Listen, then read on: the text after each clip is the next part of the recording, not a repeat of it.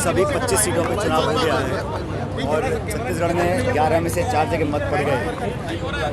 मेरा फीडबैक तो ये है कि कांग्रेस पार्टी बहुत बढ़त लेके आगे निकल चुकी है और भाजपा के जो नेताओं के भाषण में सुन रहा हूँ, जो बौखलाहट मुझे दिख रही है, जो एक नकारात्मक कैंपेन उन्होंने शुरू किया है, वो कहीं ना कहीं इस बात का प्रतीक है कि वो पिछड़ रहे हैं, क्योंकि देश में ये चुनाव अब बदलाव का चुनाव बन गया है।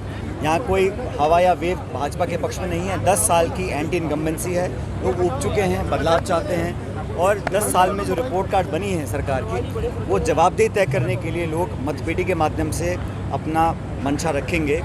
भारतीय जनता पार्टी का जो कार्यकाल रहा 10 साल का, उसमें वो किसी भी वर्ग को संतुष्ट नहीं कर पाए, चाहे किसान वर्ग हो, चाहे शिक्षित नौजवान बेरोजगार हों, चाहे महिला हो, मध्यम वर्ग हो। हाँ, कुछ चंद ऐसे लोग हैं देश भर में चुनिंदा, जिनके उन्होंने लाखों करोड़ कर्ज माफ़ किया है, जिनको उन्होंने देश की संपत्ति बहुत कम दामों में दे दी है। हवाई अड्डा है, हमारे खान खदान हैं, बंदरगाह हैं, बिजली घर हैं, वो दिए हैं। लेकिन देश में अधिकांश लोग आज बदलाव चाहते हैं और मैं ऐसा मानता हूँ कि भाजपा की सरकार यहाँ बनी छत्तीसगढ़ में 4 महीने हो गए, कोई छाप जनता के जहन में नहीं छोड़ पाए हैं। बदलाव निश्चित होगा और कांग्रेस पार्टी बढ़त के साथ, बहुमत के साथ चुनाव जीतेगी। ये तो भाजपा के कुछ नेता हैं जिन्होंने इस पर अपनी टिप्पणियां करी हैं, जिन्होंने बिना पूछे इस बात को बार बार कहा है और इसलिए भाजपा के जो शीर्ष नेता हैं उनको सफाई देनी पड़ रही है। तो कहीं ना कहीं असमंजस लोगों के जहन में पैदा हो गया, क्योंकि इन्होंने ऐसे विवादित स्टेटमेंट्स भाजपा के नेताओं की तरफ से आए थे। हमने कभी किसी पर आरोप नहीं लगाया, लेकिन जो मंशा है, जो उनके नेता खुद बोलते हैं, उसकी सफाई तो वही दे सकते हैं। भाजपा बोले पूरे 11 जीतेंगे यहाँ पे। अब भाजपा तो बोल रही है 300 पार, 400 पार, 500 पार, उसका तो कोई अंत नहीं है। लेकिन मैं तो जानता हूँ, जिन राज्यों में मैं गया हूँ, पूरे देश में केरला से लेकर कश्मीर तक जहाँ जहाँ चुनाव हो रहा है, वहाँ पर लोग बदलाव के मूड में हैं। भारत में किसान ने हड़ताल किया था, उसके बाद में मांगे पूरी हुई। आज क्या मानते हैं किसानों के साथ? अरे किसान जो है आज आक्रोशित है।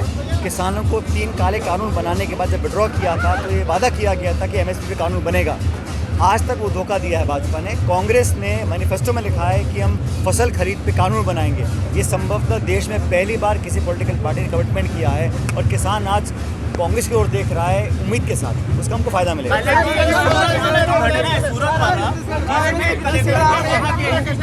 निर्वाचन अधिकारी होते हुए जबकि नोटा का प्रावधान था,